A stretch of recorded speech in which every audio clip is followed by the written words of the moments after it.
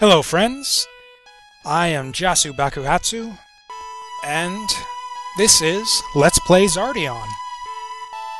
So, Xardion is a game that I only recently rediscovered the title of.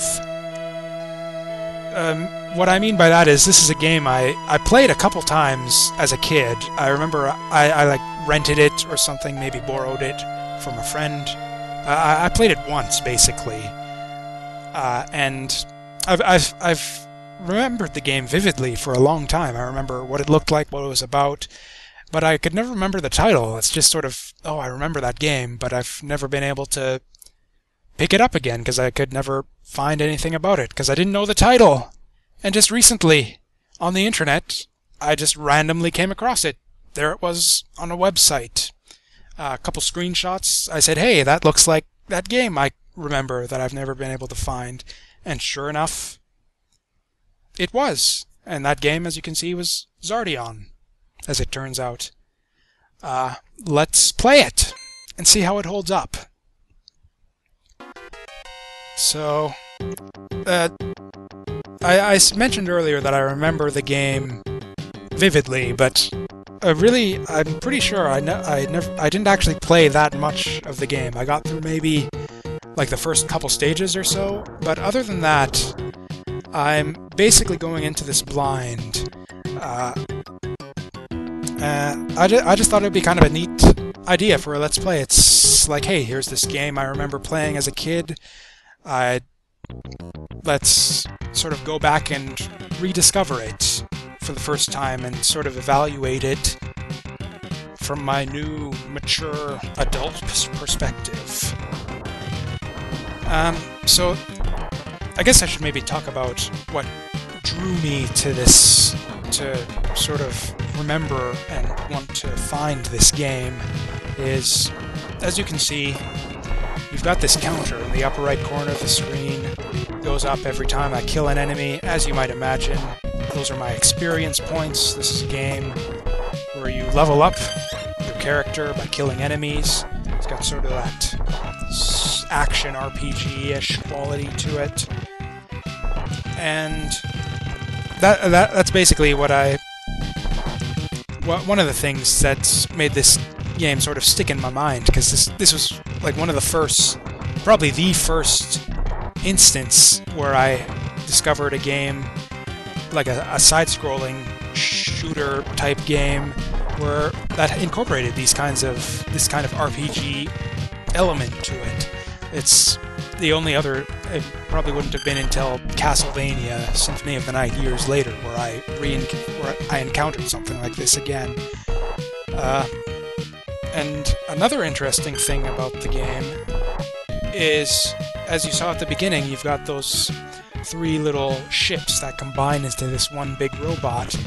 But as it turns out, this one big robot is actually a few different big robots that you can sort of switch back and forth between anytime you want in the stage.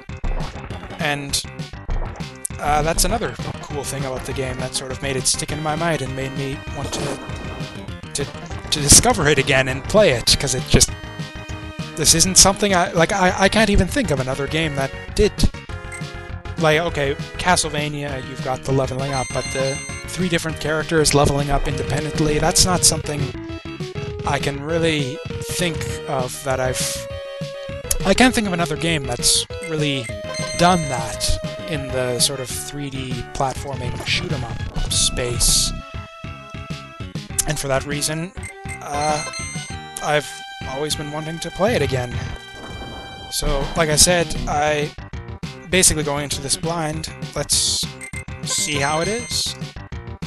So, this is something I remember as a kid that kind of blew my mind.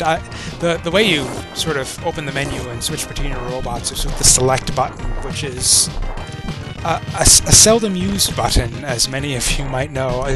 I couldn't, for a while, this game didn't come with a manual, I'm pretty sure, when I first played it, so I couldn't figure out how to switch between characters at first, so that tunnel was just something. I think I made it I just skipped past it the first time until I eventually thought, oh, there's like other buttons on the controller, let's maybe press them and see what they do. And as you can see, I discovered a dog, or I guess a panther robot. So as we can see, there's the three robots are slightly different in their capabilities. This guy is low to the ground. He can get through these little crevasses like this one, get into the tight little spaces. There is a duck function, but you can't really crawl or anything, so the other robots aren't able to get into those little spaces like that. And here we've got Triton, who is able to shoot up, which kind of makes him seem just like straight up better than the other two from what little I'm not going to this completely blind, to be honest. I did a test recording where you probably don't need to hear about this. Basically, just recently I played through this first stage, so this first stage I am not going into blind. I played this just minutes ago, and I actually died to this boss. But I think I figured him out. So hopefully that won't happen again. This is kind of a difficult game. You take a lot of damage from enemies.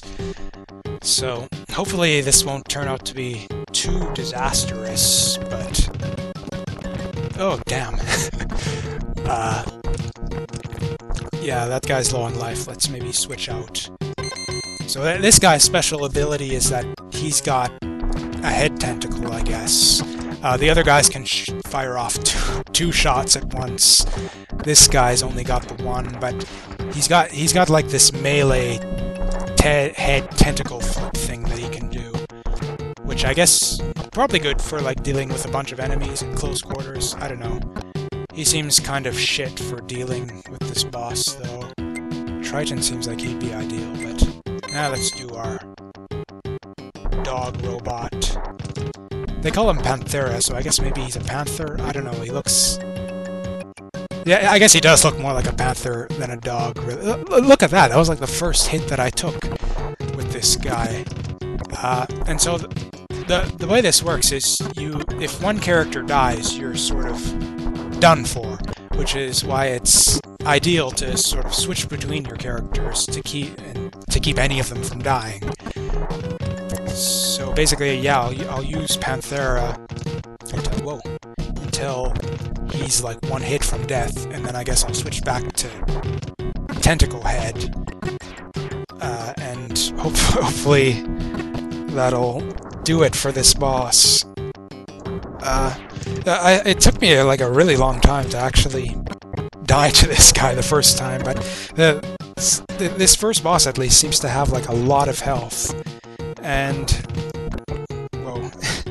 And yeah, when he goes forward and does this, I don't really see any way to, like, not get hit by it, other than to just, like, go back into that corner. I've kind of got a handle on how to deal with this guy. It's just kind of tedious, and sometimes the jump button just kind of, like, sticks. Like, I'll press jump and he won't do anything. I don't know if that's like the game, or if maybe I need I'm pretty sure it's not my controller, actually, because I've not had this problem with other games I've played recently. Come on! Open up! Okay. Actually, when he does this thing, I can switch to Triton and just pellet away. There we go! First stage down. Booyah. Although, yeah, since that kind of took 2 tries, I'm thinking this LP might end up being a disaster if the game maintains this level of difficulty throughout the whole thing. Oh damn! I got all the experience on my one guy who's already the highest level.